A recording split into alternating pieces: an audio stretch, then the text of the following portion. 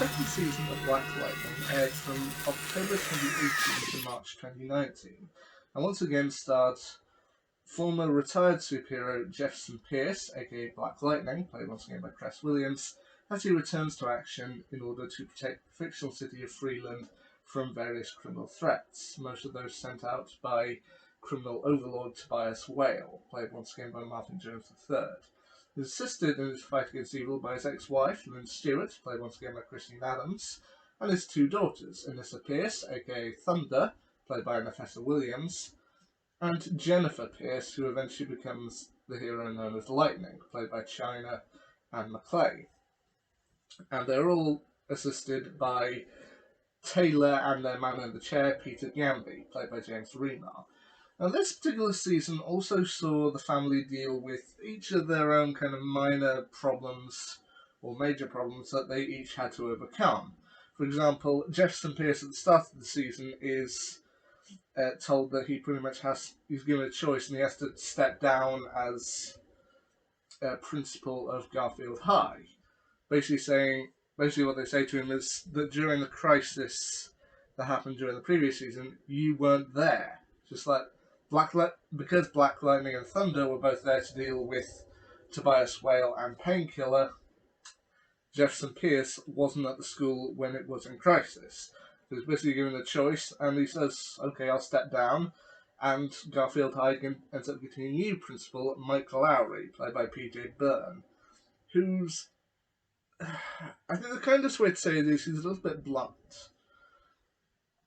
A good example of his kind of bluntness is you have two children or two students arguing in the hall, and while Jefferson does manage to kind of calm them down and sort it out, the principal says, "Right, which one of you started the fight?" And it's like, "Well, I did." So it's like, "Right, you're expelled and you're suspended for a week." And it's just like, that seems a bit harsh, a bit blunt. It's like, well, I've got to be consistent with these things. And you know that he's unlikable, but then you can understand why he's doing this. I mean, he's trying to be as fair as possible, and ultimately Jefferson feels that's kind of what's needed for the students. He wasn't there at the school in a time of crisis, as Jefferson Pierce at least, so even though Mike's blunt, he does have a point.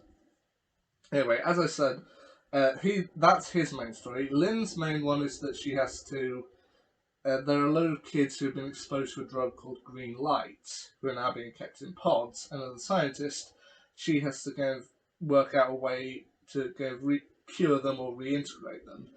And she ultimately ends up partnered with a criminal doctor named Dr. Helga Jace, played by Jennifer Riker, who honestly is dark in her own way. I mean, she ends up teaming with partly with Tobias for most of the series, and essentially her view is that if we have to kill a certain number of kids in order for another number to survive, then let them die. While Lynn's determined to save as many people as she can, Helga eventually tricks her and she ends up with only 14 kids living, which is pretty dark to know.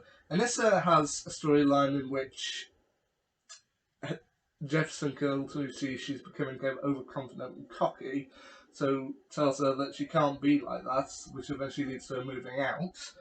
And she also has a rather complicated relationship with her girlfriend from the previous series, Grace Choi, played once again by Chantal 3, who she definitely feels awkward because she wants to be able to tell Grace that she is Thunder and ultimately reveal her true identity to her, but then Grace is also dealing with problems of her own, with the eventual discovery that she's something of a shapeshifter, which is kind of pretty cool to see. And then Jennifer's big storyline is her relationship with her ex-boyfriend Khalil, a painkiller, played once again by Jordan Calloway. And honestly, I feel that was one of the best points. I mean, compared to the previous season, this time they split the season into 5 serials, or 5 small stories. The Book of Consequences, the Book of Blood, the Book of Rebellion, the Book of Secrets, and the Book of the Apocalypse. To which I'd probably say my favourite out of all 5 is probably number 3, the Book of Rebellion, which sees Jennifer and Khalil end up they decide to move away so that they can start a new life for themselves, and ultimately kind of piece things up together, which that's how it eventually ends up. Although Jennifer tells herself at first that she's just going to make sure Khalil is safe. And it kind of sees the two on the run, both from Tobias Whale, who's obviously looking for Khalil, and also from Jefferson and Anissa, who are both out there trying to find Jennifer, which is nice to see. There's also a great supporting cast, as I said before. I mean, you've got the head of police, Bill Henderson, played once again by Damon Gupton, who this time he actually knows that Jefferson is Black Lightning. He figures it out. And you get to see a nice arc with him. He's not entirely sure how he feels about it, especially since he's a man of the law working with a vigilante, but they do some good stuff with it.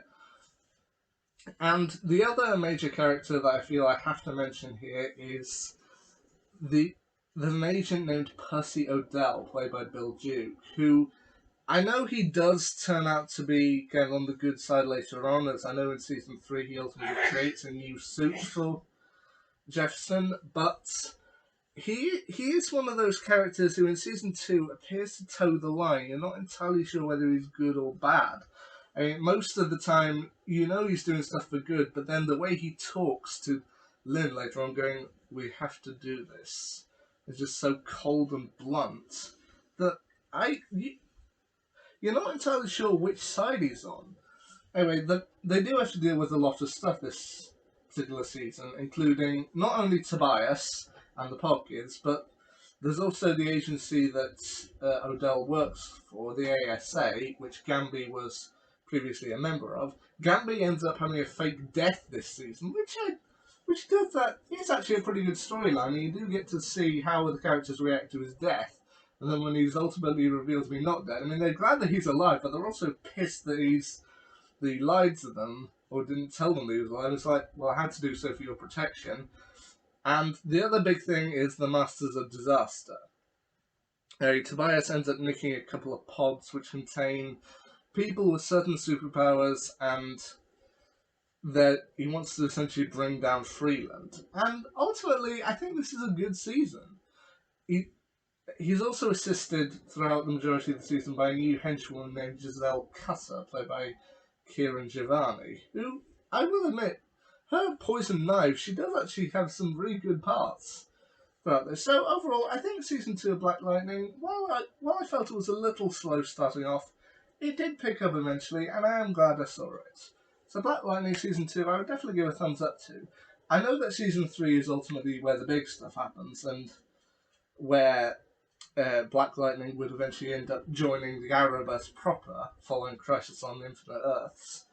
But yeah, season 2 I definitely feel was a step up. So yeah, definitely check out Black Lightning season 2 if you get the chance. Yeah. Anyway, until next time, see ya.